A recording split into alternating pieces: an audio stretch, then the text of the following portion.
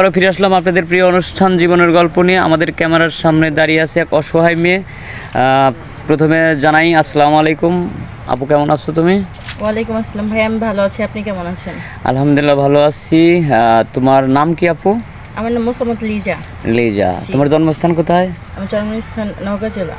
নওগাঁ জেলা। জি হ্যাঁ। আচ্ছা আপু, তুমি এত লম্বা কেন?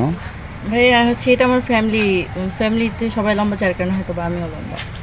বাহ, মানে তুমি মানে তোমার উচ্চতা কয় ফিট? 5 ফুট 7 ইঞ্চি 8 ইঞ্চি এরকম। 8 ইঞ্চি? 5 ফুট 8 ইঞ্চি। আমার মনে করেন যে ক্যামেরা একদম মানে বুঝছো, এত লম্বা তুমি। আচ্ছা, তুমি তো পড়াশোনা করছো? জি হ্যাঁ। কত দূর? এসেছি। এসএসসি পাস করছো? এসএসসি পাস করলে তো পুলিশের চাকরি হয়। তুমি যে লম্বা, তুমি পুলিশে দাঁড়ালেই তো হয়ে যেতে। কপালে নেই। কপালে নাই? দাঁড়াইছিলে কখনো? না। দাঁড়াওনি? জি না। এখন কি তোমার ওই চাকরির বয়স চলে গেছে? হয়তো বা। কত বছর তোমার বয়স? বয়স হচ্ছে 21 বছর। ও, তাহলে চাকরির বয়সটা চলে গেছে। তুমি ভুল করছো, জি। অনেক ভুল করছো। তুমি পুলিশে দাঁড়া গেলে হয়ে যেতা, কারণ পুলিশে লাগে 5 ফুট 6 ইঞ্চি, তুমি 8 ইঞ্চি। জি। অনেক উচ্চতা তোমার। আর তুমি দেখতেও মিষ্টি, অনেক সুন্দর, Thank you. কিউট একটি মেয়ে। হ্যাঁ, তো যাই হোক, হঠাৎ তুমি আমাদের ক্যামেরার সামনে আসার মূল কারণ কি? ভাই আমাদের ওইদিকে আমাদের গ্রামের এলাকায় যৌতুকের জন্য অনেক দরিদ্র মেয়ের বিয়ে হয় না। কি হলো? আচ্ছা তুমি বলতে থাকো। বিয়ে টিয়ে হয় না, তো আমার ফ্যামিলিতে আমার বাবা নেই, আমার মা আর ছোটো 2টা বোন আছে। তো যার কারণে আর্থিক সমস্যার কারণে হয়তো বিয়েটি হচ্ছে না, যথেষ্ট পর্যাপ্ত বয়স হওয়ার কারণে। তো এই কারণে ক্যামেরার সামনে আসা, মনের মতো একটা মানুষ খোঁজা, এই আর কি। ও আচ্ছা, তোমার বাবা নেই। তোমার বাবা যখন মারা যায় তখন তোমার বয়স কত ছিল? 17 18। 18 ছিল। জি হ্যাঁ। মানে 5 প্রায় বছর চার- হয়েছে? 4 5 বছর। বছর মারা গেছে। না, 4 বছর। আচ্ছা, তোমাদের জমি জমা নেই? জি না। বাবা কি করতো?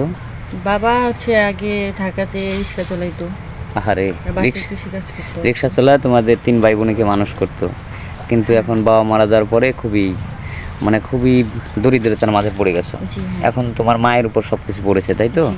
তোমার মা কি? আমি মাঝে মাঝে টিউশনি করতাম বাড়িতে। তুমি মাঝে মধ্যে টিউশনি করতা? এইভাবে সংসার করতাম। তোমার মা কি করতো? মা বাসায় থাকতো, আর হচ্ছে আমার দাদুর আছে, নানা আছে, তার একটু হেল্প করতো, আর আমি টিউশনি করতাম, এইভাবে সংসার চলতো। আচ্ছা, অনেক কষ্টে জীবনযাপন করতেছো, কিন্তু এখন কোনো দিকে না পেয়ে আমাদের ক্যামেরার সামনে আসছো একটা ভালো মনের মানুষ খুঁজতে, এই তো? জি হ্যাঁ, যে বিয়ে করে সংসার করবো। সংসার করব, এবং যাতে তুমি তো পাশাপাশি তোমার মাকে হেল্প করতে পারো। জি যদি ভালো মনের মানুষ পাও, যদি সেই স্বামীটা তোমার প্রতি খুবই কেয়ার করে, ভালোবাসে, তার কাছ থেকে একটু হেল্প যদি পাও, এই তো নাকি? আচ্ছা, তোমার এখন তো আমরা ভিডিওটা পাবলিক করব, পাবলিক করলেই তো তোমাকে চাইবে, সেক্ষেত্রে কি তোমার ফোন নম্বর আছে? না ভাইয়া, আমার কোনো নিজস্ব ফোন নাই। গ্রাম থেকে নতুন আসছি আপনাদের এখানে। ইনশাআল্লাহ আল্লাহ যদি তৌফিক দান করে অবশ্যই ফোন কিনবো।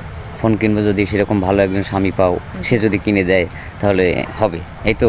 সুপ্রিয় দর্শক, শুনলেন, আমরা আর স্কিপ বাড়াবো না। মেয়েটা খুবই অসহায়, তার বাবা নেই, মায়ের উপরে সংসার চলছে, সেও আর পড়াশোনা করতে পারে নাই।